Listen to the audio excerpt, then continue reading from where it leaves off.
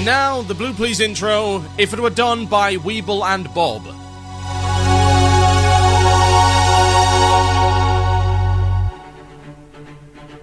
And so it began. Back on the shores and here with the rest, and the time is already right back. Attack the heavenly dive, and the army in the night. I can rest in time, and the night on neck, and the second on the night. And paying the time from Savior, and the sun, and the unpainted ride. That's the thing I was not, until me here. I'm giving record at the time. And in hell, what's all these caves by the time? That's the right thunder and the right of day. And day is done. There is still the got to pay on the hand.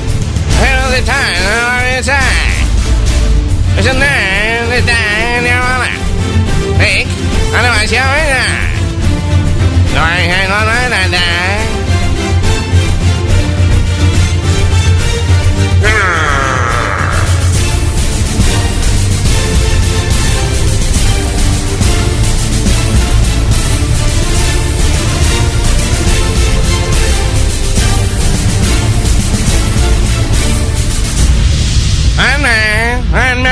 I'm giant angry badger.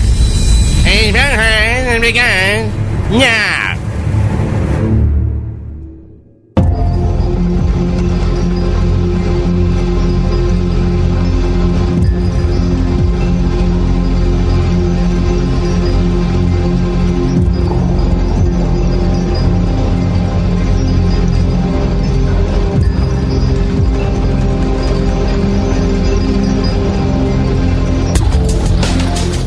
There really wasn't a good reason for that, at all. Not a single one. For some inexplicable reason, I felt like it had to be... I'm channeling Rayman, yeah.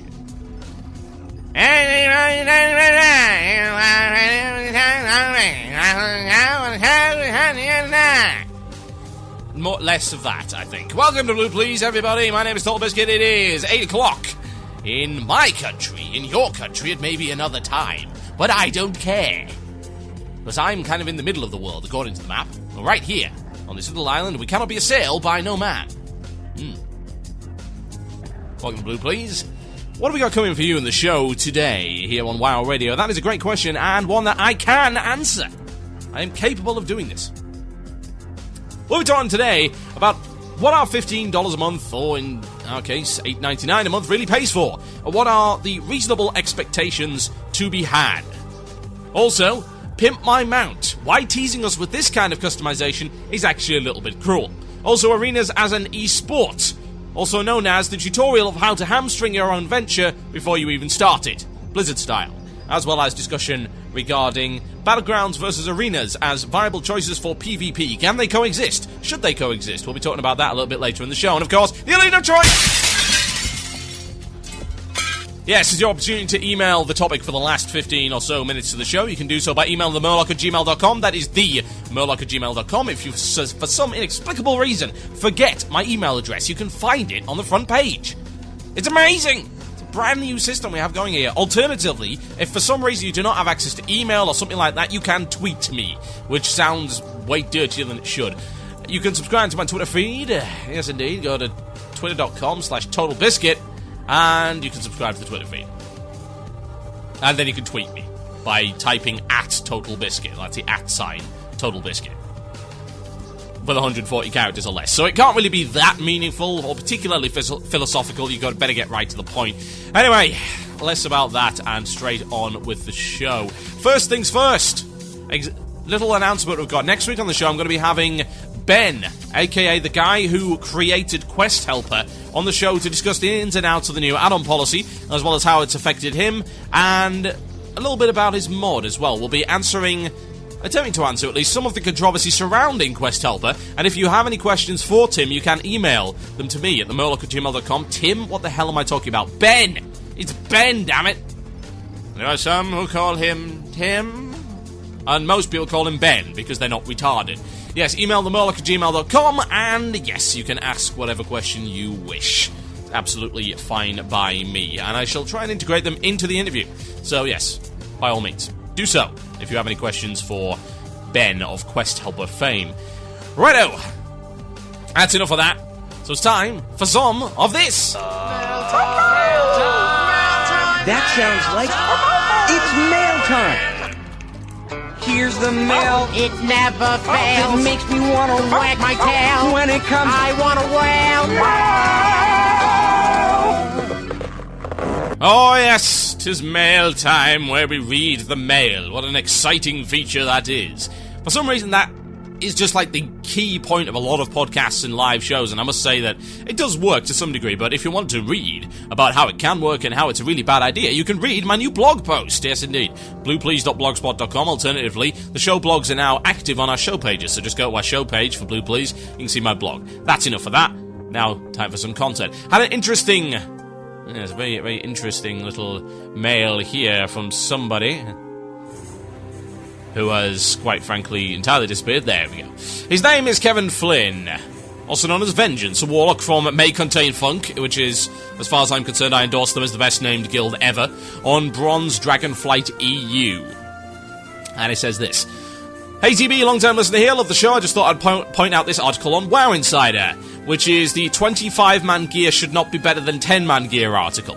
According to this article, the author believes that not only are 10-man raids harder, but should also reward better loot than 25-mans. And the example that he uses for this is 10-man SAR 3 Drakes being the hardest encounter at the moment. And he goes on. While the author clearly has no idea what they're talking about, and I can, like a lot of players, generally disregard what this individual has to say, the worrying matter is the comments. The sheer volume of 10-man raiders who side with them is astounding, and I would hate to think what would happen if such a large portion of the community ever went on a QQ spree to Blizzard. As a 25-man raid leader, I'd be disgusted if they put their loot on the same level. Not only would you see a greatly reduced community of 25-man raiders, but also it would diminish current accomplishments. Gear counts as an achievement. Some Fury Warriors with dual betrayers know exactly what I mean. Just wondering what your thoughts are on the matter. Stay funky. That's from Vengeance. Right, well, this is a multi-tiered kind of thing. First things first. I'm not going to say anything bad about WoW Insider, because like WoW Insider, like a lot of places, ourselves included, basically regurgitate content. We repurpose it, we recycle it, we reuse it. Now, on my show, I do try to actually start debates, as opposed to coming to them 3 weeks down the line with an opinion that's not particularly correct. But I'm not going to criticize WoW Insider or slag them off. The fact of the matter is that I'm done with that kind of thing.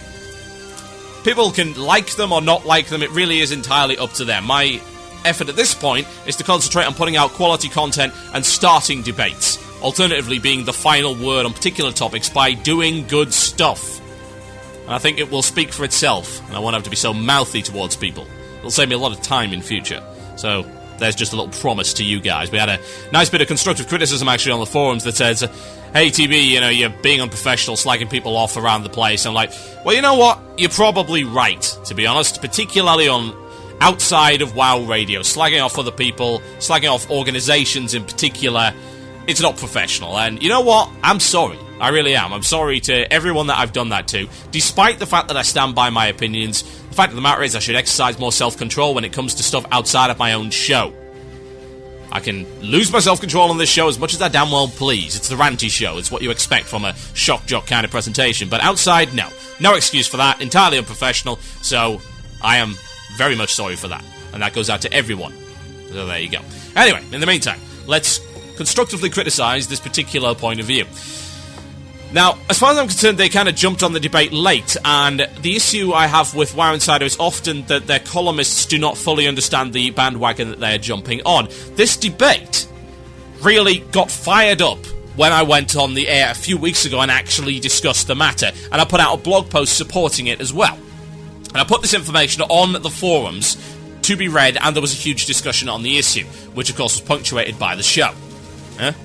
Before that, there hadn't really been a massive amount of discussion on it, but the difference being I didn't want to come down on either side of the argument, because there is a lot of validity to both points. The point is that I wanted the discussion to happen, and I wanted Blizzard to call one side or the other what they were trying to do.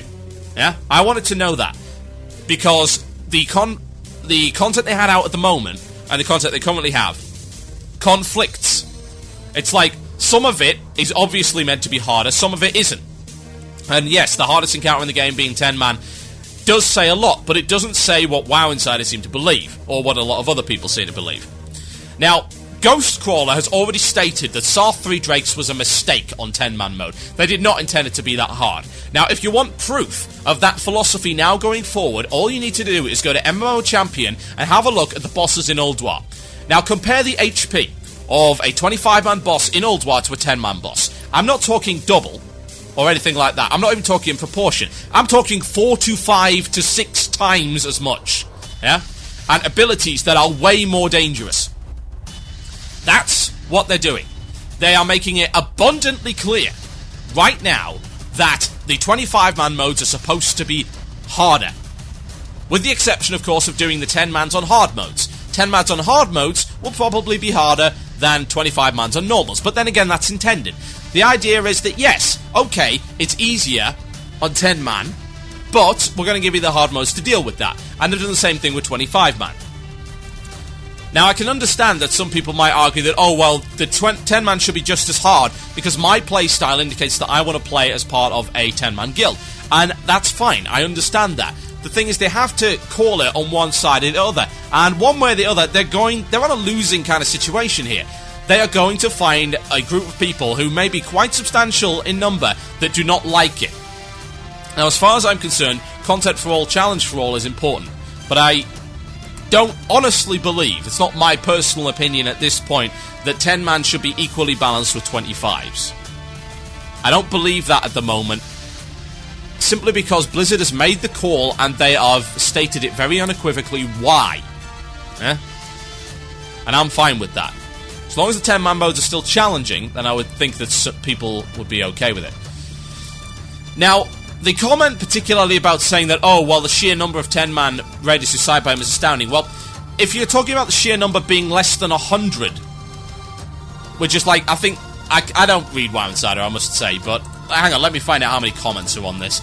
Because this is one of their, like, big opinion puff pieces, and it's an op-ed, effectively. They had, like, 408 comments total, and they plugged this all over the place. 408. Now, let's have a look at this. If Ulduar were under that, right, we're not going to vote in that, but to be honest, even if every single one of those comments agreed, that's 408 people out of 12 million. That's not even a vocal minority. That's a handful. That is totally and utterly ineffectual as well, because these are not the kind of people that will take it to the forums and have the debate. They didn't have the debate. A lot of them didn't. The ones that disagreed with them just agreed with them flat out because it's like, you know, it's the same with like people like Rush Limbaugh and stuff like that. It's like ditto Rush, ditto. You know, there's people with ditto heads. They read an op-ed which is of reasonable length and reasonable content, even though it is factually wrong in many places. And they get to this kind of stage of saying, well, okay, they wrote a lot of it, so they must be right. Well, that's not really the case. I don't like the argument as well that 10-mans are inherently more challenging than 25-mans because losing one player in 10-man makes more difference than losing one in 25. Because it works both ways. Not only are you logistically trying to basically control 24 other people as opposed to 9 other people, and yes, in difficult encounters the raid leader does have to do that, and people do have to work in tandem. You can't simply work independently. That's the whole point. It's all about teamwork, not about having lots of people there just to do exactly the same thing. While it takes, yes, it does take more out of your raid to lose a 10-man player than it does to lose a 25. Yes, there's less margin for error, but in 25-mans, there is more margin for people to make errors, because there are more people in general. The law of averages states clearly that if you have more people, there is an inherently larger possibility that one of them will screw up. And particularly, say, if you look at counters like Archimond in TBC, one player screwing up, regardless of whether it was 10 or 25-man, had a effect.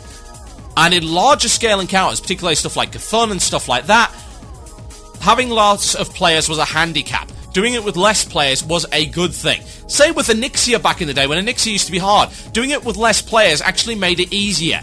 Because the deep breath, of course, didn't affect as many people. You didn't get so many people hit by fireballs, etc., etc. You didn't have so many issues with aggro control. You didn't have so many people to heal. It made it inherently easier.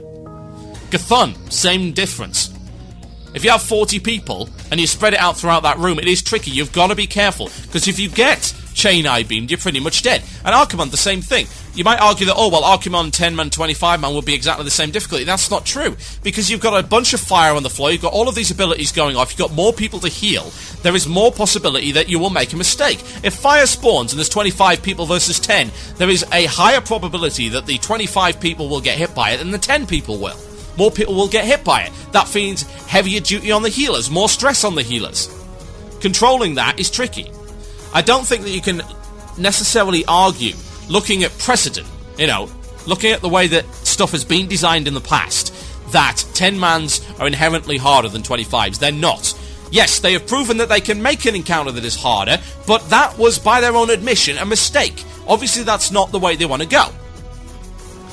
Now, my concern is simply this, that 10-man content provides a challenge, and the gear that it provides is good enough to do all of it. Yeah? This was the issue that I initially had, and this is why the debate had to happen, because I was saying you've got to call it one side or the other, because you've got a situation right now where a exclusively 10-man guild with exclusively 10-man gear cannot kill the hardest 10-man encounter in the game. Yeah? And now they've put in an achievement. This is the result of people getting behind this debate and actually having this discussion, and Blizzard coming to a good compromise.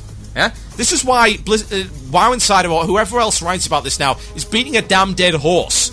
Blizzard already made its call and then went out of its way to provide that. They have made sure that the last hardest boss in the game on hard mode for 10-man is beatable with 10-man gear because they have an achievement for it.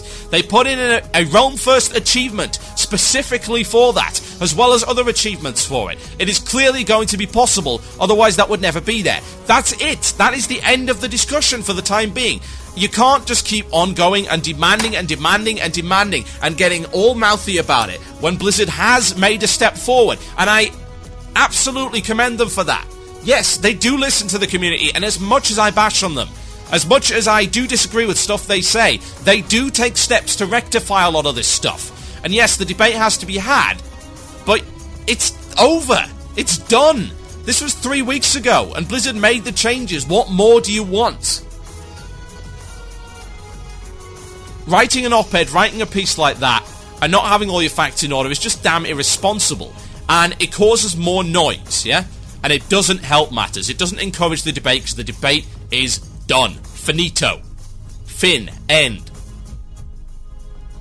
This is a song from a game called Plants vs. Zombies. And I'm going to have it stuck in your head forever. Enjoy.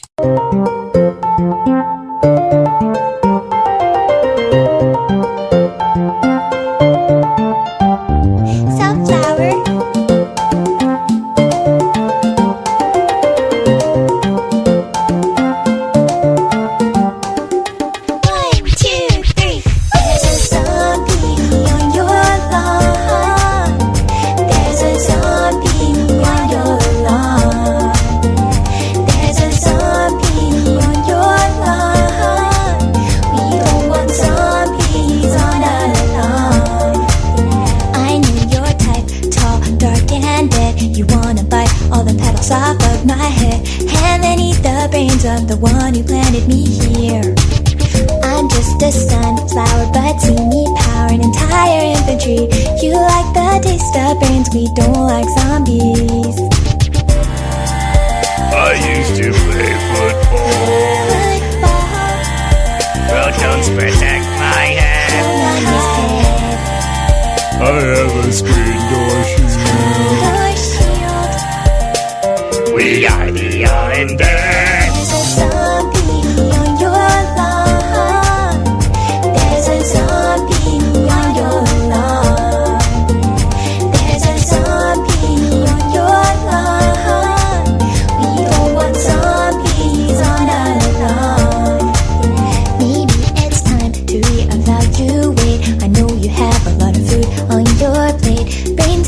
Rich in cholesterol.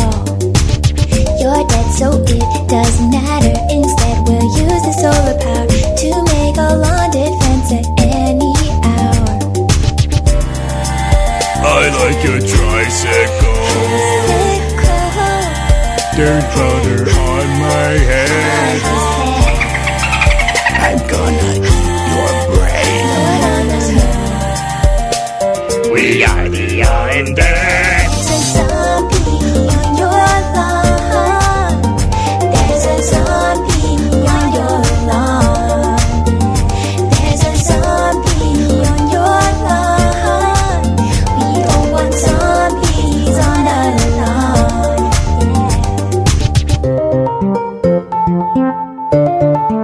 Plants vs. Zombies. Go check out the PopCap site. That's a game coming out very soon, and that is catchy as hell. In the meantime, you're listening to the podcast and archive of Blue Plz. Music was removed due to copyright concerns. If you'd like to hear the music, tune in live on Fridays at 8 p.m. British Standard Time.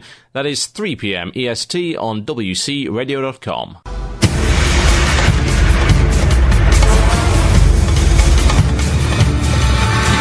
Yes, indeed, folks. You're listening to Blue Plz here on WoW Radio with myself, TotalBiscuit. Now, topic for the day. Interesting thing that I was thinking about personally, and that's the fact that I haven't played WoW, like, in a week, yeah? Which is unusual. I haven't logged in for anything, mainly because we've had a few issues with, like, Arcanist Belt. Like, people have been off and around the place, so we're going to be recruiting a whole bunch more people. So pretty much everyone that's signed up to recruit on the website, we're going to say, come on in-game. And we're going to be sending out some replies shortly to indicate who can come along and start leveling up. We're kind of like a second wave of players. And I haven't raided with my guild, like my main guild this week either, just like, I don't see the point. I've mostly got best in slot, yeah? I really do. Almost all of my gear is best in slot. Some of it's like as close as it's going to get without me like giving a damn.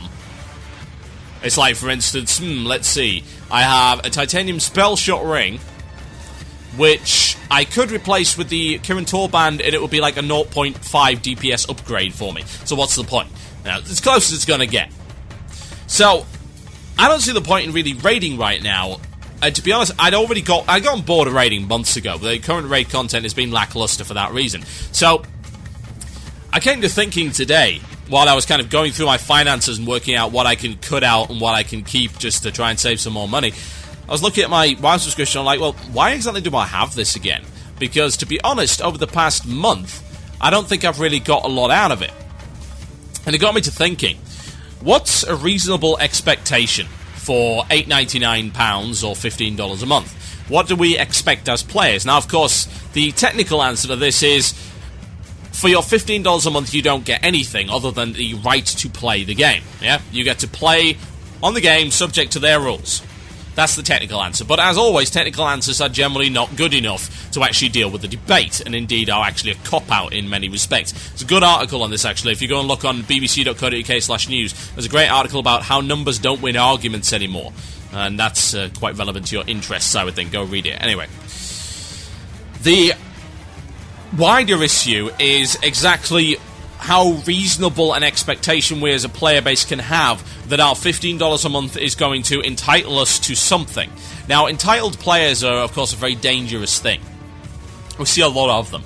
A lot of players, since indeed the dawn of WoW itself, have said that their $15 a month has entitled them to all manner of things, and in fact, concessions have been made to these players, and it's a terrible thing. It's horrible. A lot of bad things have happened to the game as a result of making concessions to entitled casuals and stuff like that.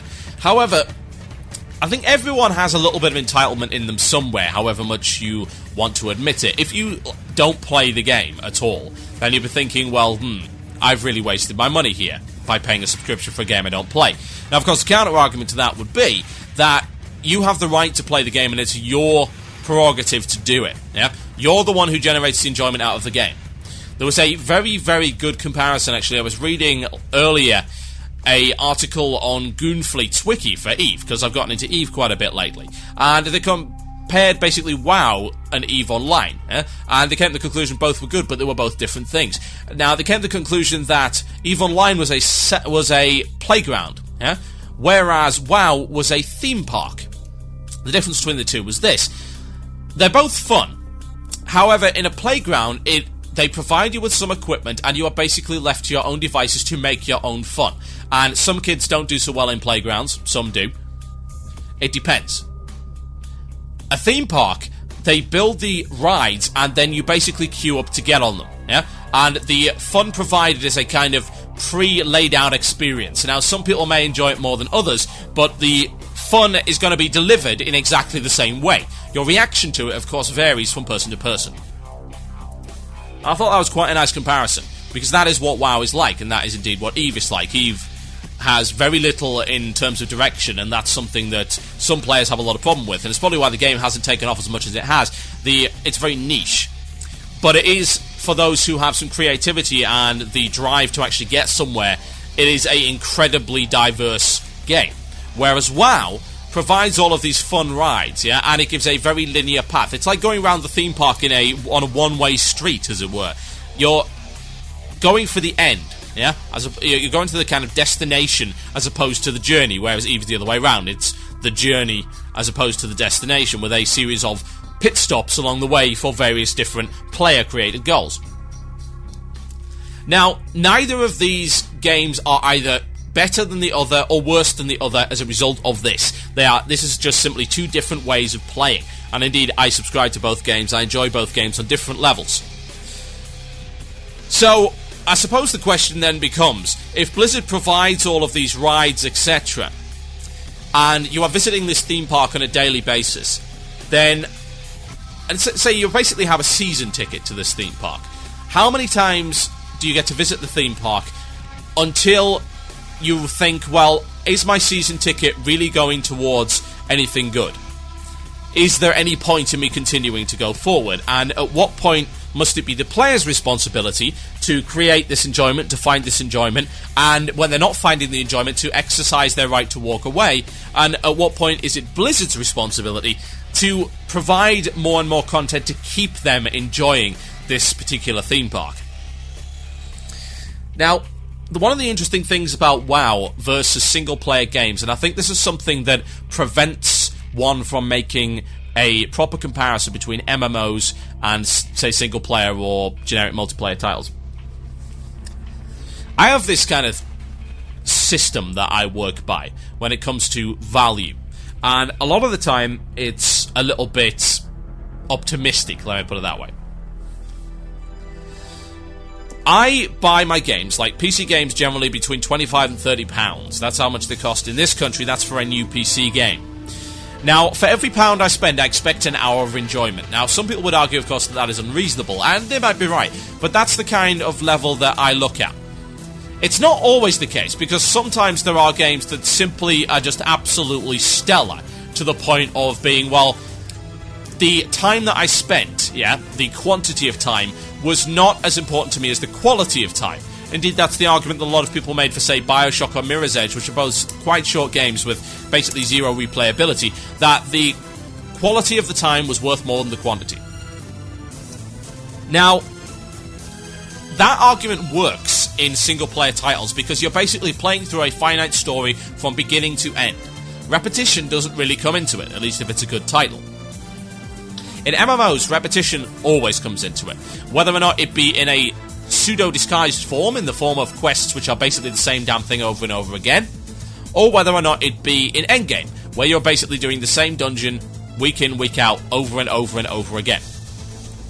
Now at that point, you have to look at where the enjoyment's coming from, and indeed how much Blizzard is responsible for providing that enjoyment and how much we are responsible. I think raiding in particular, the endgame content, and indeed PvP content, is not quite the same thing. And if you look at PvP content, you can compare PvP content in its current form to deathmatch play. Yeah? Deathmatch play has quite a bit of replayability because the players that you play against change the experience. Yeah? You're still in a finite environment with set predefined rules. Yeah? You can't simply create another gun out of nowhere. You can only run at a certain speed, you can only fire at a certain speed, different weapons do different amounts of damage. All of this is predefined. The same with stuff like Counter-Strike. The roles and how you win in or lose in a particular map are predefined. But going up against different teams indicates having different strategies, so it keeps things varied. So the PvP side of the game, you could safely say, has replayability, but the PvE side doesn't. Which is kind of odd, because that is something that people play a lot of. We repeat PvE week in, week out. Now you've got to ask yourself why, because a PvE encounter, at least in the current form of WoW, and I do hope this does change in the future, does not have a sufficient AI to change on a week-to-week basis. It cannot adapt to players' tactics, it cannot vary what it does. Everything is absolutely predictable. Now, why do we do that?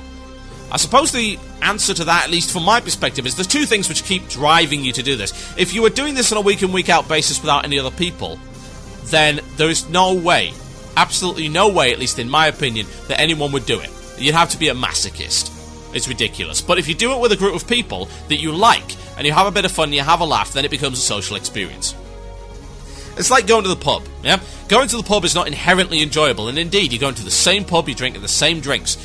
You might even be seeing the same people, but what you do at the pub, and what you do when you're socialising with people at the pub, is, and can change every time. So basically, it's not where you are, but who you're with that actually gives you that sense of enjoyment. And the second option, of course, is the fact that they're dangling rewards in front of your face. The metagame of min-maxing your character is enjoyable. And while you may only be able to get 1 or 2 pieces per run, there is enjoyment to be had there, and it can make the experience worthwhile. It's that, the argument you can make there, is for people that go and do all of the additional kind of content in single-player games and acquire, like, the uber-powerful weapons and stuff like that. It's like, say, Final Fantasy VII, killing Emerald Weapon and Ruby Weapon, yeah? What was the point? Well, it's for min-maxers. It's for people that want that kind of thing. Now, there was a similar thing in Dragon Quest VIII, which was a very good RPG. I played 100 hours of this game. This game is awesome. You should play it. If you have a PlayStation 2 and you don't have Dragon Quest VIII, then I must ask why? Why? Go get it. It's amazing. It's the best RPG that Square Enix has put out in like the last 5 years, easily. Why exactly? I must ask you. Because I don't understand it.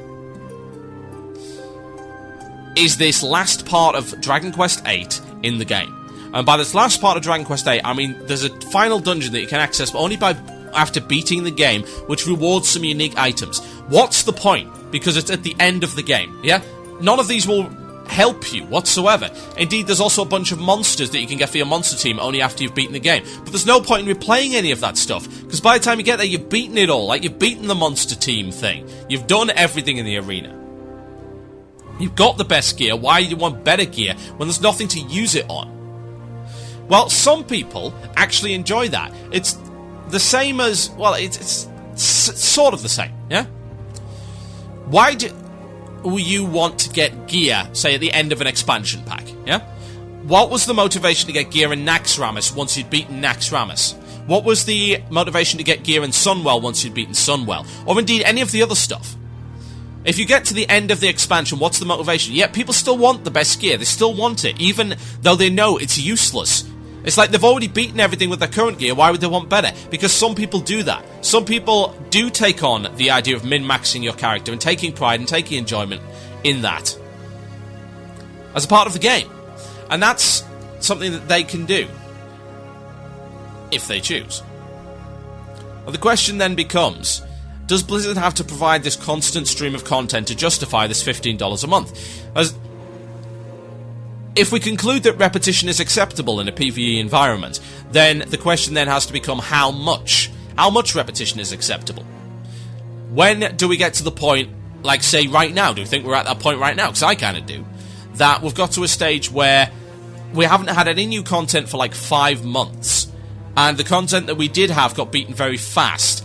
And we haven't had anything left. I mean, bear in mind that since Wrath launch, if you're in the US, you've spent $75, which is, I believe, double the price of what you paid for Wrath of the Lich King initially, in order to continue to play the game. That's how much you've spent.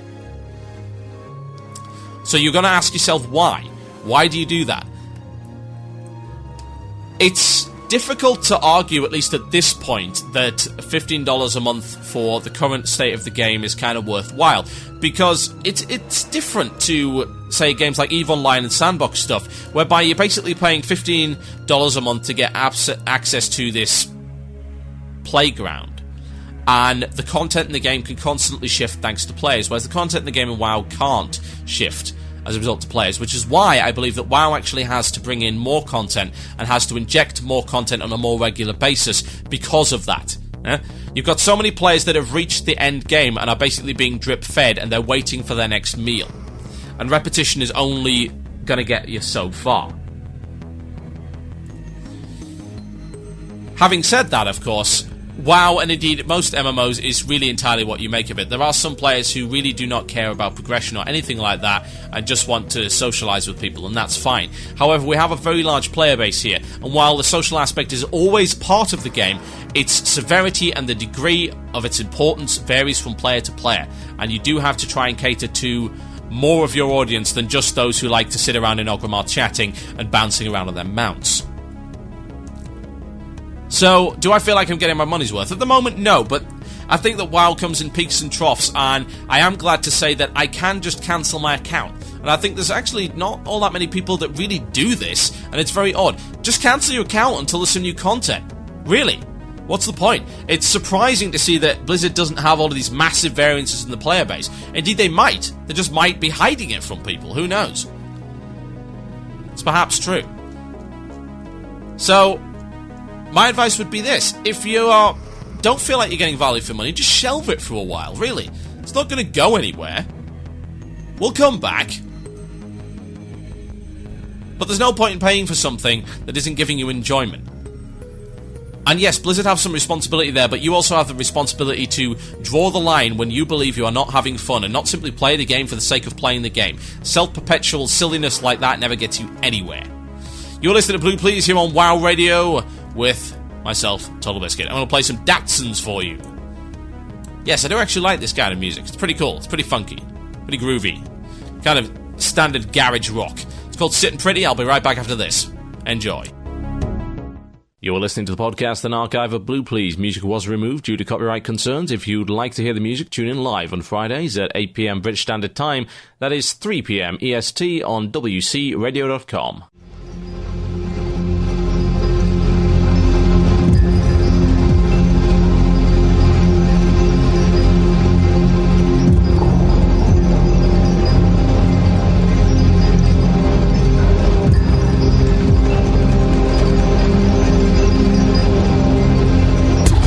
Yes, indeed, folks, you're tuning in to Blue Plz here on WoW Radio with myself, TotalBiscuit. Straight back into the content and no breaks or nothing like that. We've got a lot to cover today. So, you will be aware, of course, if you were looking at the site on the 1st of April, that there was a trick, an illusion. Not an illusion of choice, a April Fool's prank.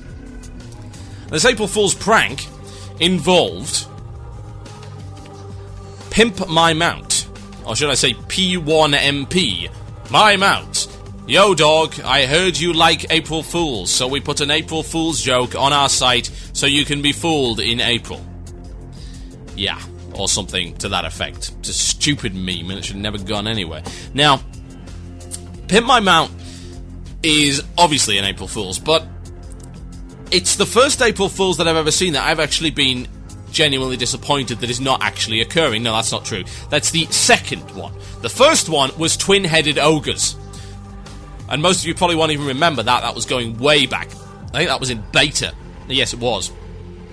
Where two players could inhabit a single character, a twin-headed ogre. It was like, oh my god, that's the best thing ever. Of course, it never happened. It was a complete and total fake. But, well, there you go. Now, Pimp My Mount brings up an interesting thing. This is how most of my content works. You might have noticed this. I'll take something and I'll kind of try and espouse it and expand it into something bigger. And this is what it triggered off in my mind. This is how my trains of thought work, yeah? I saw Pimp My Mount, and I thought, that looks pretty cool. It's a funny April Fool's joke. Looked at the screenshots, had a laugh at the storm something or other. What are they called? Like tigers. I don't even know. I don't know Alliance mounts, especially not Night Elves. I don't play Night Elves. But that tiger thing with the cannon and the rocket boosters on the back of it. That was pretty funny, but whatever. What it triggered off in my mind and started the train of thought was, WoW really is a cookie-cutter game. Really. And it's become more, way more, in Wrath of the Lich King than it ever has. Now, let me remind you of a bit of controversy that started when Wrath of the Lich King first came out. There were complaints that a lot of gear in the game looked the same. Now, Blizzard's argument here, and I do believe their argument, don't get me wrong, I believe that what they were saying is true, although I do not believe that there was not an ulterior motive of, lol, now we don't have to design as much stuff in there, because, that's just corporate practice and saving time and cutting corners. It happens. Particularly considering we know Wrath of the Lich King was rushed out to meet the Christmas release date. So, their response was simply that they wanted to basically get rid of Skittles Troll. Yeah, this is what they wanted rid of. And I applaud them for getting rid of Skittles Troll. Don't get me wrong. I don't like Big Skittles Troll. I hate it. Skittles Troll is very silly. People come up to me and lick me and ask if they can taste the rainbow. Doesn't work. They taste sweat, mildew, and leftover beans. Now, that is an okay argument.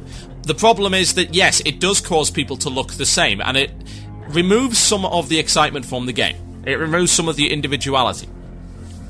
Now we've got to endgame, and we've been at it for months. How many people do you see in, like, Tier 7 and Tier 7.5? Yeah? How many do you see? Metric tons. Not only that, how many casters do you see with that stupid HUD? I mean, think of it, it's a cowl of... Is it Thaddeus? Thaddeus' cowl? No, sorry, Gothic's cowl. I'm wearing it. Best in slot headpiece for a mage, yeah?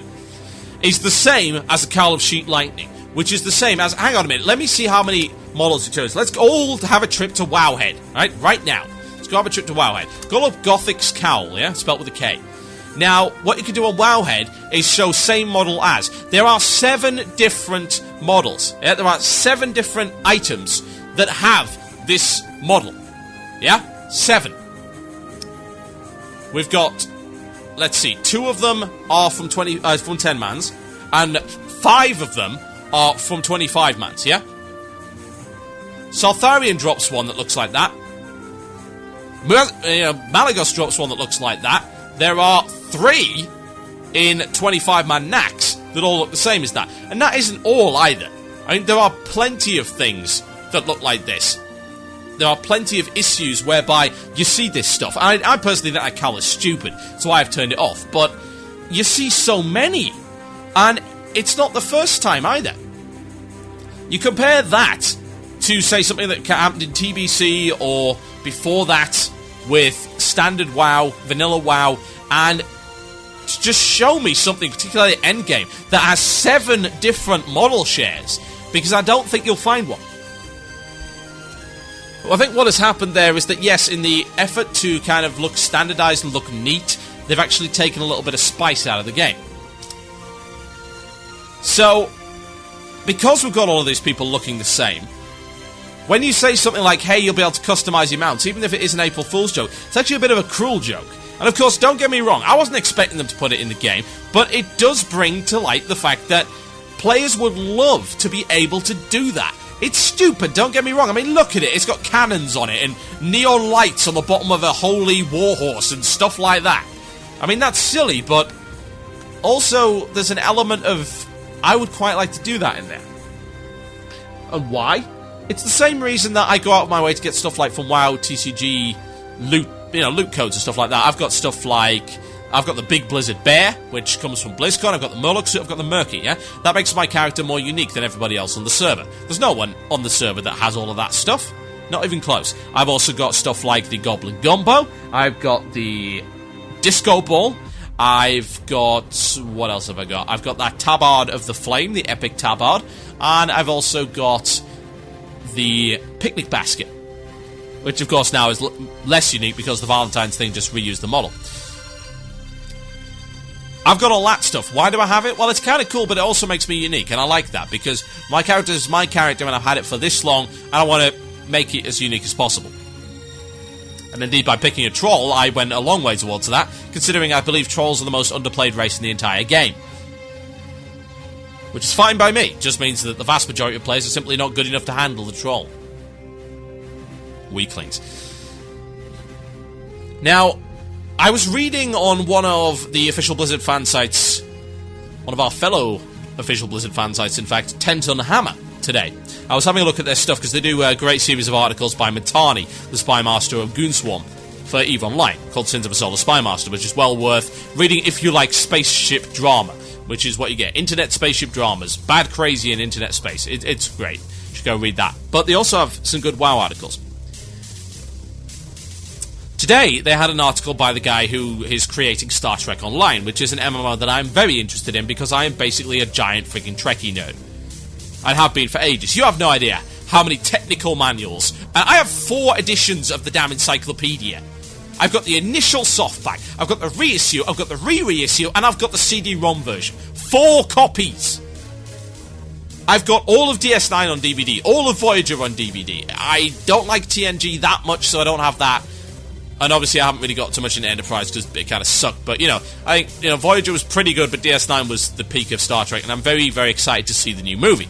Now, why am I talking about this on a WoW show? Well, the answer is simply this. Because I was reading the interview, and they were talking about spaceship customization and what you're going to be able to do. And not only that, but they were talking about race customization. And those are 2 things which are kind of a big deal. Now, bear in mind who's behind this. I believe Cryptic Studios are their name. They're also behind Champions Online. They are part of the original team that created City of Heroes. Now, City of Heroes was famous for one thing and one thing only, and that was its ability to create a custom superhero with a myriad of different looks. Massive numbers of different looks. That game wasn't about gear. That game was about creating something from the start and looking like that for basically forevermore. So they gave a lot of customization options. Now, Star Trek Online straddles that line by saying, yes, we're going to give a lot of customization options, but we're also going to give options that actually do affect you in a very meaningful manner. You're not going to have the same ship for the rest of your life. You are going to be able to upgrade your ships, and you're going to be able to do so visually as well as statistically. But we're going to give a lot of those customization options away from the start, so that you can have your own ship that looks like what you want it to look like. And that gives you a uniqueness. Not only that, but you can design your own alien race, which again, also gives you a unique aspect. Makes your character unique. Now, creativity has become a big deal in gaming lately, particularly with the release of Spore and Little Big Planet. And WoW, I think, has really dropped behind in the level of character identity that you can have. And I think character identity is very important, because if you want people to play your game for a long time, they are inevitably and invariably going to get attached to their characters in some form. Of course, it's going to be to a greater or lesser degree. You'll notice that a lot of people are alcoholics. Yep, they actually do play an awful lot of alts, and they really don't get attached to any character in particular. However, what you will also find is that there are people that do get very attached, myself included. I get really, really attached to my characters. Seriously attached. And I want my character to be unique. And yeah, all of these other guys are also wearing tier 7.5. And once we get to Old Dwarf, everyone's going to be wearing tier 8. It's going to look the same. And that's kind of dull. So, Pimp My Mount is kind of an example of what Star Trek Online is integrating from the start and what City of Heroes has had from the start, which is the ability to give your character a unique look. Now, I'm not saying bring in Pimp My Mount by any stretch, even though it would be awesome. I know they're not going to do that, because that's just a little bit too silly. However, they could learn a lot of lessons from other games. Here's an example. Warhammer Online. Comparative title, yeah? More PvP orientated than WoW. Less player base, has some issues. I stopped playing because the leveling, in my opinion, was too dull. And I wasn't actually enough into their kind of PvP. The PvP that I wanted to do wasn't really going to happen till endgame, and I just couldn't be bothered. Plus, I didn't have the time. However, they had an interesting feature called trophies. Now, trophies were cosmetic additions that you could wear on certain areas of your character. And they would not only give a visual change, but would also represent things that you had done. So say if you had an elf head or whatever, you was like, hey, I've been killing elves, blah, blah, blah. Stuff like that. I had a spoon. I was a goblin squig herder. My trophy was a spoon. I had conquered the breakfast cereals. Yes, I was mighty indeed. That's one example. There are other examples. PlanetSide. PlanetSide introduced a system of ribbons. Ribbons which would go on your, I believe it was your right or left pauldron of your armour. And there were various different coloured ribbons for all manner of different things. It was basically their way of having achievements, yeah? They brought it in way more before WoW did, and it was visual. But admittedly, it wasn't a very good visual, but the principle remains. You could customise your character to some degree using that. Plus, there was also different coloured armours that you could get if you'd been there for a long time and stuff like that. Admittedly, not an awful lot of them, by any stretch of the imagination, but they were there. Another example, Guild Wars and Hellgate London. Both of these games allowed you to customise your armour by using dyes. That's something that, again, WoW doesn't have. And that also allowed you to be very unique in that respect. So there are plenty of examples in the MMO genre whereby the customization of your character after the fact, it's like post-factory, yeah? It goes off the production line, but it's aftermarket stuff, yeah? I'm okay with that. I think that's a good idea. And it is telling And it does link in with the lack of content that everyone looks the same. I think also that Blizzard need to start being a bit more imaginative with their gear. The homogenization of gear has caused people to start wearing the same stuff. We had a lot of variety back in Vanilla WoW and to some degree in TBC as well, because of the sheer number of items and choices that you had to make. The homogenization of gear in Wrath has made you wear less stuff, and of course with the item sharing that makes it even worse. Everybody looks identical. And you might wonder, well, to be honest, is this just a cosmetic issue? Does this really matter? I would say yes, because I do think the attachment of your character is very important, and it also is telling in the social environment of WoW. WoW is a social game, not even a question about that. It has a lot of social elements in it, and part of a social kind of group is the distinction between player and player. If you are meeting with people and you have, say, never met them or talked to them before, one of the first things they will notice is what you are wearing, and that applies as well in WoW. If you meet someone in this kind of gear or whatever, you will notice various things about them. You will also notice if a player has gone to great lengths to look a particular way. That's why RP servers, for instance, do this way better. They don't. And if you're running around in an RP outfit, you're not running around because of its stats. You have put something together that looks good. Now, I think they could learn a lot from what the RP players have been doing and expand this area of customization into the game. Not via P1mp My Mount or anything, but P1mp My Character is a different matter entirely. You've allowed people more hairstyles and stuff like that, and the barbershop and indie character recustomization has been very popular so far. I believe that gives a strong indication that players are desperately looking to diversify their character from everyone else, to stand out from the crowd and to be unique. I would suggest that Blizzard takes stock of that, looks at other games, and works towards a system whereby that can be done, whether it be via ribbons, trophies, armor customization, P1mp My Mount, whatever, or a combination of all of the above. Customizable stuff, very important. Character identity, vital for a persistent game. Absolutely vital. If you're going to be looking at the same character every day for 4.5 years, you damn well better be happy with it. And you want to know exactly how it looks and customize it to your liking. So otherwise, it breaks some of the attachment you have. And that's not good. As people aren't attached to the game, well, you know what? They might go and find another one. You're listening to Blue Plz here on WoW Radio with myself, TotalBiscuit. I'll be right back after this. Enjoy.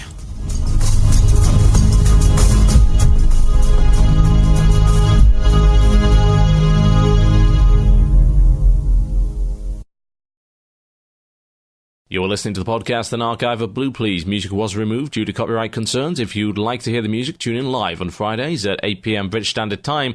That is 3 p.m. EST on WCRadio.com. Let's face it, everywhere you go, you see adverts for Ventrilo server providers.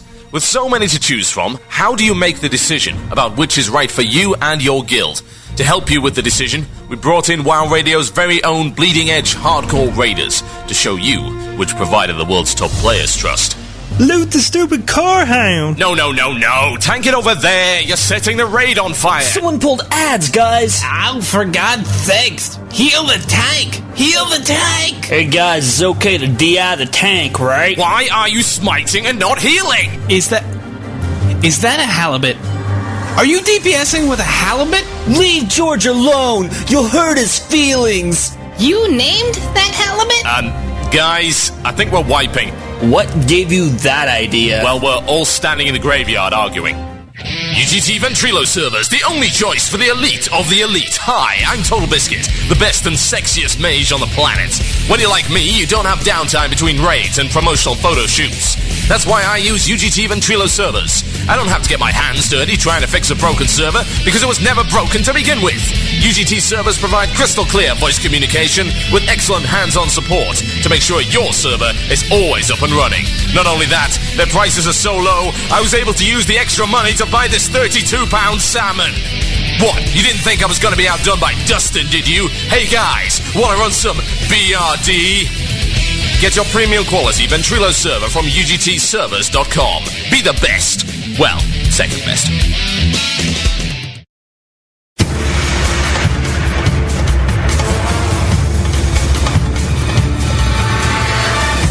Yes indeed, folks, you listen to Blue Plz here on WoW Radio with myself, TotalBiscuit. Very positive Blue Plz today, I feel. I said, kind of relatively happy about things. So, okay, let's get unhappy.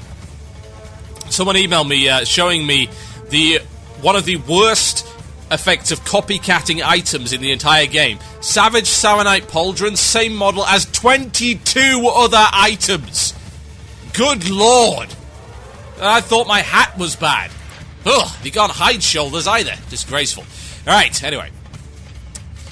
I'm coming back to this particular topic of arenas as an esport in the state of PvP and WoW, particularly on the basis that a few weeks back, and this was very successful, and I did enjoy it, and the contest for this ends very, very soon, and I am hoping to have a good stab at it. I've put my entry in for it. If you want to check it out, go to my YouTube channel. Just look for Total Halibut on YouTube. You'll find my YouTube channel there, or just check it out at the bottom of my blog, Blog Plz. It's blueplz.blogspot.com. Oh, I have so many things.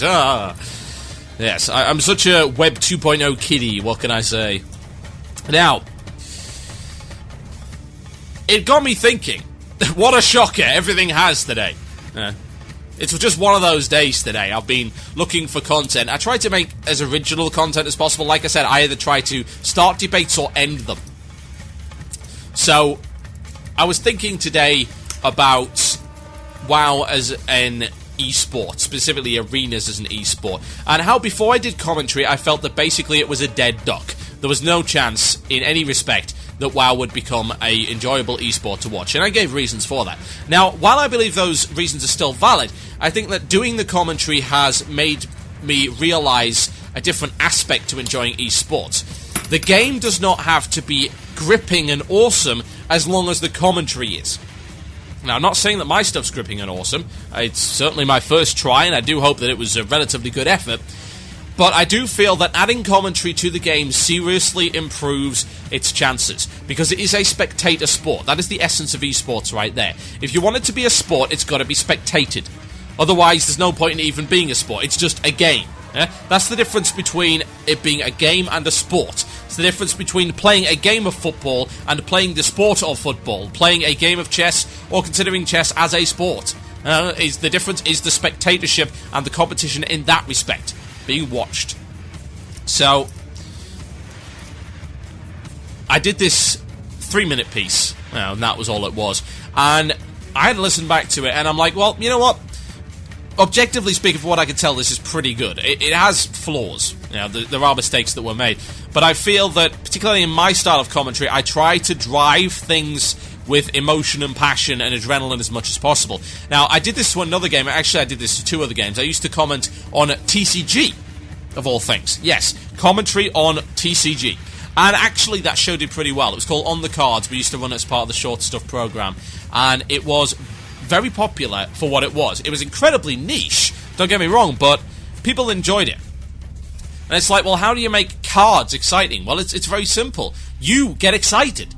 As in, you as the commentator get excited, and you try and convey that to the listener.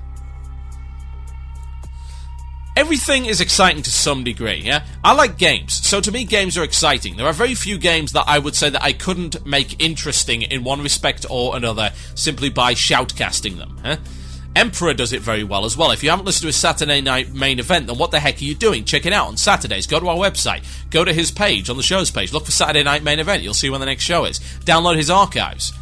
This guy does shoutcasting on Warcraft 3. He also does shoutcasting on Dawn of War 2. And he's doing Empire Total War. And he's going to be expanding to all manner of other things. You think, well, how exactly can watching those games be interesting? Well, go listen to his show. You'll find out.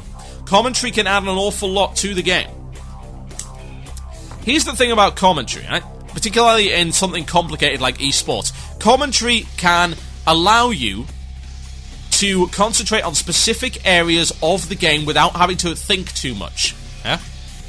This is, I feel, what commentary is used for an awful lot of the time. It allows you to enjoy the visual elements without having to worry too much about everything else, because you're basically being fed that information. I said that I'd done commentary on 2 different things before. One of them was that. The other was Savage 2, which is still a great game in my opinion, but compared to WoW Arenas, Savage 2 is incredibly complex. Ridiculously complex. You're looking at an environment where you've basically got teams of 12 on each side. I was commenting, I believe, on a 7 versus 7, which is still a heck of a lot more players than you get in WoW. Now, it's like 2.5 times as many people that you get in a arena match, for instance. 3v3, which is what they're basing their esports on. Now, I did commentary on that, and again, that's a very complex game. It's nowhere near as simplistic as WoW Arenas, and yeah, I did that, and people enjoyed it. And actually, in my Savage commentary review, I said insane amount of views all over the internet. And that was a niche game. Really niche. Not a lot of people played it. It's kind of a shame. You should check it out, because it's actually free. S2games.com. Go download it, give it a shot. High learning curve, but still pretty good. Now, there's another game where this has been done as well. There was commentary done by Eve Radio, which is got nothing to do with us, I might add. It's not a sister station or anything like that, but I do respect what they do. And they did a commentary on the tournaments in Eve when they did an annual tournament. And it just proves to me that you can make anything exciting in that respect. And yes, you have to be semi-knowledgeable, particularly with WoW, and perhaps even Eve as well, because it's not all visual. Yeah, there's a lot of stuff that's not visual. Kicking a ball from one person to another is very visual. Watching a football match is very visual. They make it as visual as possible. That's the reason why the two teams wear completely contrasting coloured shirts. It's all very visual. But in stuff like WoW, things can happen under the hood. Yeah? You don't see exactly how much damage is done. So what they do on the tournament realms is they put the bars right there on the screen as big as possible to show visually how that happens. But still, you don't see necessarily what abilities you use, because some abilities share animations, or some animations are simply too subtle to see. Yeah? Kicking someone in as a rogue, for instance, is relatively easy to see, assuming you can see behind the giant great tauren that you're kicking. Doing a fireball, that's pretty visual, but there's a lot of abilities that are not so visual and are not so obvious. So it's important to make sure that the commentator is kind of driving that along a little bit. Now, I think one of the things which hamstrings WoW Arenas from the very get-go, and why it's been a false starter as an esport, is simply because of a lack of spectator mode. It's only a sport if people are watching. And while commentary helps, if you can't watch, then you can't be an esport. You're not allowed. It's that simple. You just can't have one. It's not viable. Now, it's funny because this is the first competitive Blizzard game that has not had a replay feature. Yeah? The two big esport games that Blizzard has put out, bearing in mind they've been incredibly successful in the area of esports so far, have been Warcraft 3 and StarCraft. Yeah? You're supposed to count Warcraft 2 as well, which also had a replay mode, but Warcraft 3 and StarCraft, they're the big ones. Both of them had a replay mode that was incredibly easy. Yeah? Really, really easy. And because of replays, esports have popped up. Yeah? People are now doing it on YouTube, now that you can do with the bandwidth. You can encode a good video. You just have to record the video, put your commentary over it. There you go. Easily done. I did the same thing with Savage. A video was put together with Savage using the spectator mode. The spectator mode, I could go to different viewpoints and stuff like that, show the game from different people's perspectives, getting close, go up high, all that kind of thing. Now, WoW does not have that at all, in any respect. And it does seem to me a bit pointless, because gladiatorial arenas never happened without people watching it. Gladiatorial contests were supposed to be for entertainment. It wasn't the competition necessarily. It was all about the entertainment for the people watching, not about the people competing. Now, obviously, we don't have gladiatorial contests anymore, but still. Football, for instance. Soccer and stuff like that. Sponsorship and all that kind of thing thrives on the point that people watch it, and it's a spectator sport. Yes, you can play it yourself, but you want to spectate the good guys doing it. And yes, it's also about the competition, but this competition is fueled by the kind of profit margins that can be brought in via sponsorship. Now, this kind of thing needs to also happen in WoW, and I've seen it happen to some degree. But again, the lack of spectator element makes it impossible. Now, it's been done.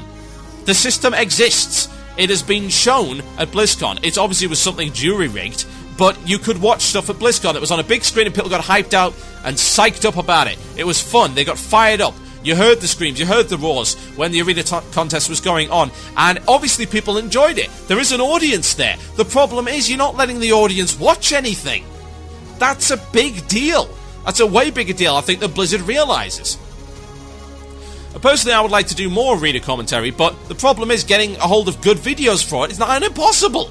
The only ones that I've got are like the stuff from the arena tournament, and I would have to rip them from low-quality streams. I've also seen the finales where they actually did have the commentators there. Now, don't get me wrong, they did a pretty good job, but I think they were not as enthused about it as they could have been. And I think that makes it a little bit more boring, because you're looking for people who are interested in the technical aspects. Now, let me make this clear from the start.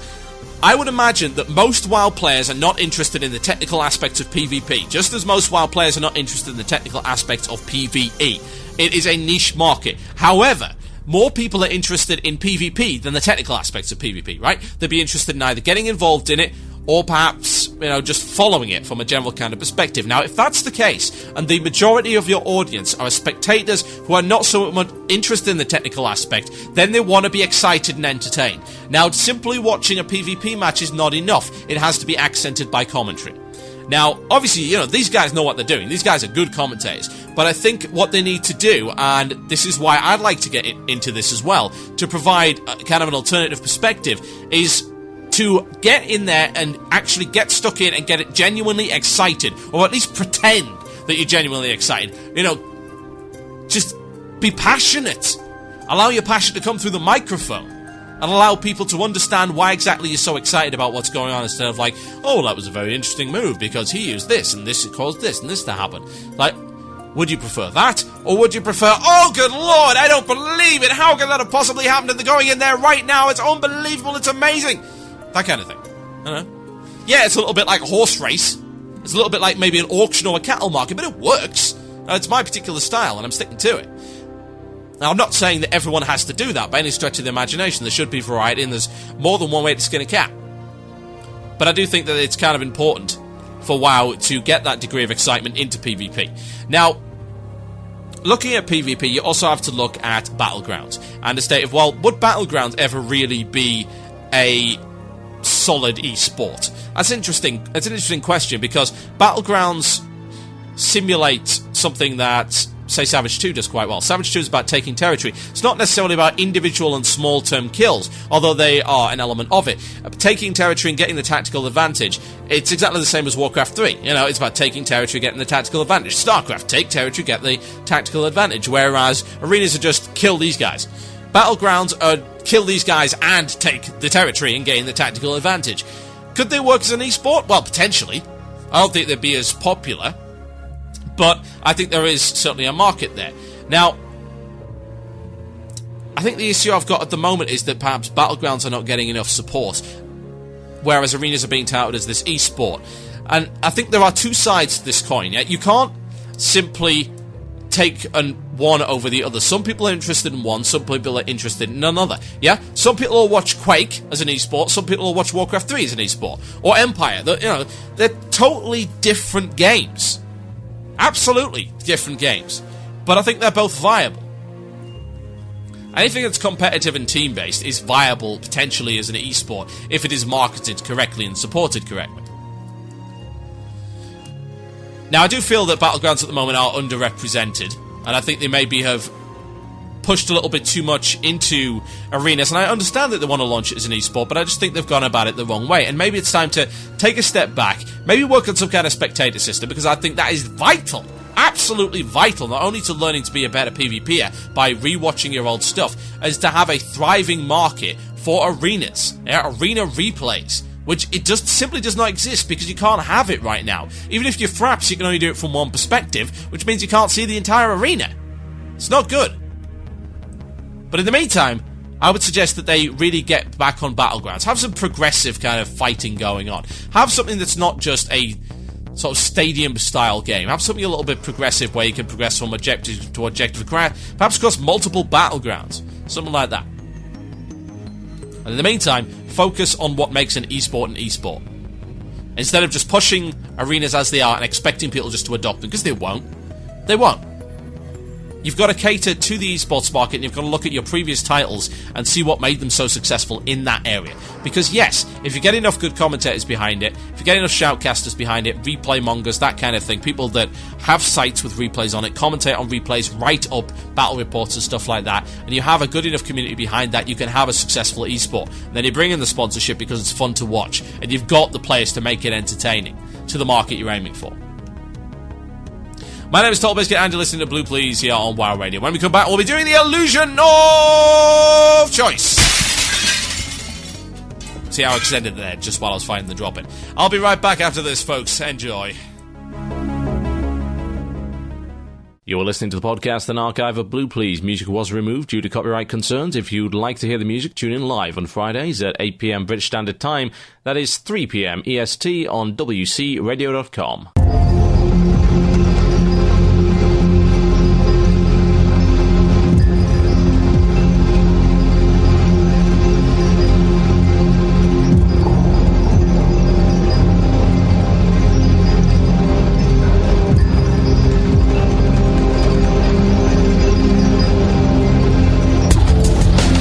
Yes, indeed, folks, you listen to Blue Plz here on WoW Radio with myself, TotalBiscuit. I'm almost done for the show, but we're going to attempt to have an illusion of choice.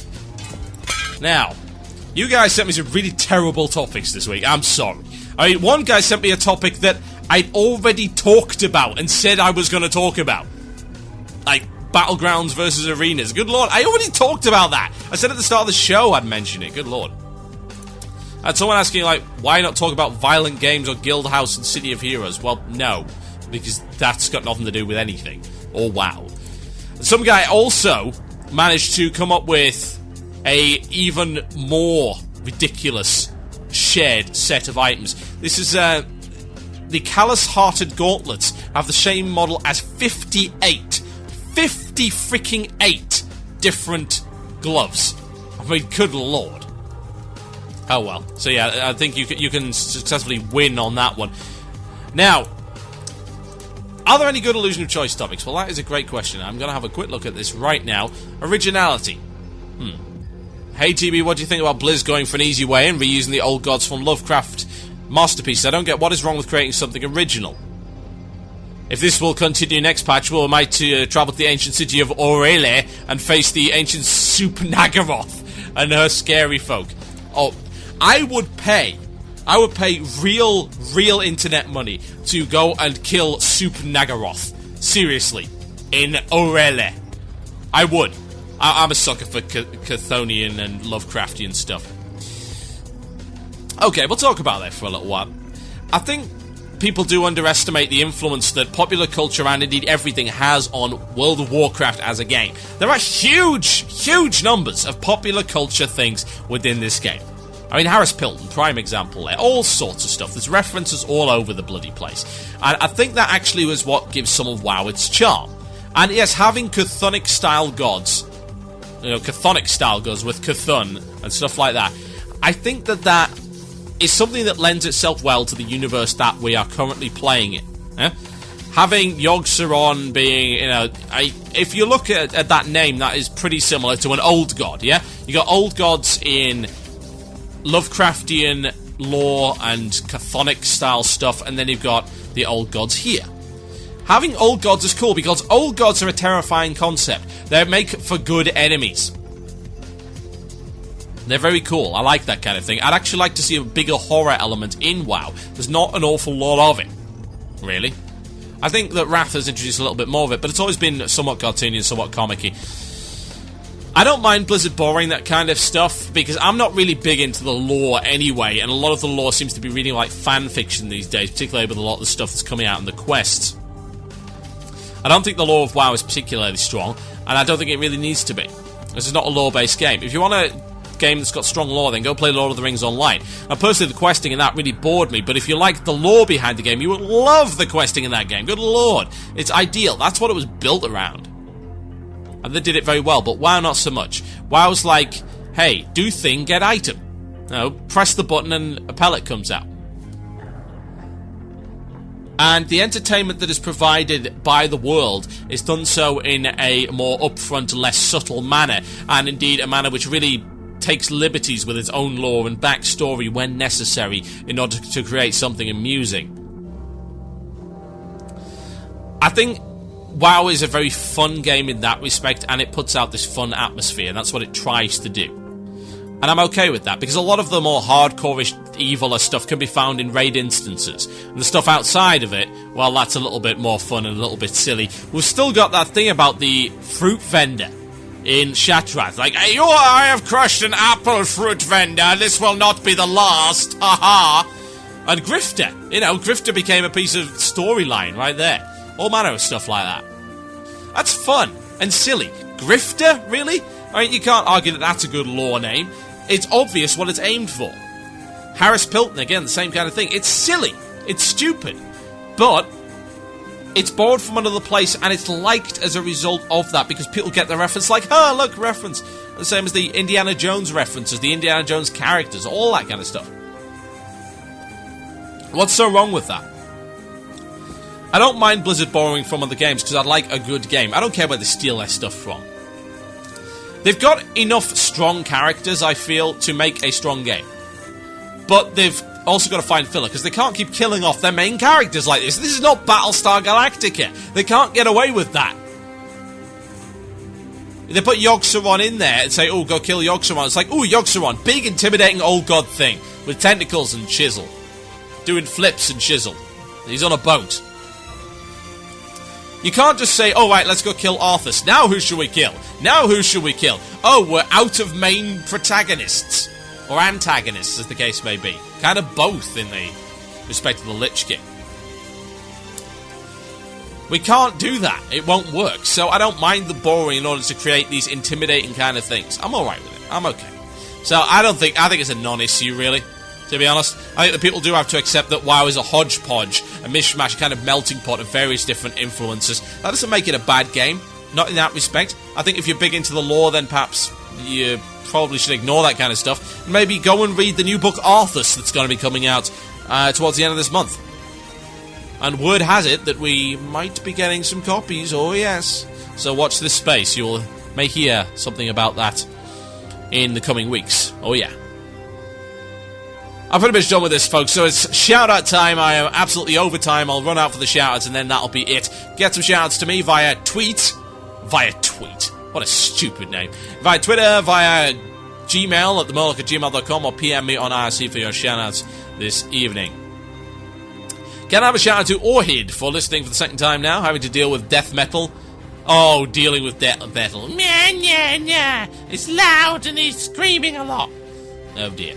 Shout out to Eowyn, Redeemer, Casina, and me for role-playing in our unique armor sets, ? Yes, indeed. Can I get a shout out to Chill Whisper Scourge on Wormrest US, because RP is FTW? No, you cannot say FTW, it is out of character. You must be saying, role-playing is verily rather fantastic. Yes, verily, and so forth. A shout out to Exalterigo for surviving the Fargo flood of 2009. I have no idea what that is, but I'm sure it doesn't sound very good. A shout out, no, I'm not taking DCC private chat requests, don't send those. A shout out to how long it takes to retrieve an account when a lot of people are getting scammed. 2 weeks now, damn phishing emails. Stop clicking emails! If Blizzard had anything important to say, they'd put it on their front page. Seriously, stop clicking emails that say they're like about WoW. Shout out to all of Dentarg EU, apart from Inflames. I like Inflames, but they've got a bit emo lately. Can I give a shout out to the Mining Op and Arcanist Belt from Cluzo? Oh, Zer MG Eve Mining. Spreadsheets in space, let us eat the rocks. I run security for these guys, and I must say the only thing I want to do is run into the middle of their fleet and detonate all of my weapons at the same time, just for a laugh. Hey TB, keep up the great shows of metal music. I want to give a shout out to my guild Alternate Reality on Shadow Song EU. We finally down Sartheron 25 through Drakes on Wednesday. Better late than never. Many thanks to us from Kryptonus. Shout out to Maledicta and Kruznik from Steam Weedle Cartel EU. Mal, log on to the bloody TeamSpeak. Yeah, I know you listen live today. That's from Ionis on Steam Weedle. There you go. I'm now a glorified messenger service. Hey TB, shout out to La Chance for beating her manager on Bejeweled. You bloody know what I mean. How does one beat someone on a completely non-competitive casual game? Lord knows. And shout out to me for dropping bloody profession that was tailoring. Yes, indeed. And starting to make money on herbalism. Good luck in communist future, comrade. Yes, communist WoW radio is moving towards the future. Can I get a shout out to... No, I've already shouted out to them. Quit it. A shout out to those who showed up to the Arcanist Belt midweek raid time. Yeah, that's not a lot of them, I must say. A shout out to Cadbot. That's from Dayster. Why are you shouting out to an IRC script? You guys are weird. Get some real friends. A shout out to the Adams family on Dagger Spine for South on 3 Drakes 10 man before even doing it in heroic difficulty. Oh yeah. A shout out to myself. That's Bear who ate Slanik. To any fellow Cambridge University students who might just so happen to be WoW fans too. A shout out to Snapple Monkey and Seath for putting together and putting up with me on Left 4 Dead. That's from the Elite Hacksaw. Ladies and gentlemen, I am done. My name has been TotalBiscuit. You've been listening to Blue Plz. Check out our other fine shows on iTunes and on WCRadio.com. The next show today will be Wild Things Considered, coming up at 7 p.m. Eastern Standard Time. That is midnight GMT with a pre-show 1 hour beforehand. You can check out the podcast to this show if you missed it. The archive will be coming up relatively shortly. And I will be returning on Sunday, where I will be covering for Octel and Hordak vs. the World, and it will be Total and Biscuit against the Planet. I'm done, folks. I'm out of here. Thank you ever so much for listening. As always, you have been a fantastic audience, and your patronage is very much appreciated. I'm out. Good night. God bless.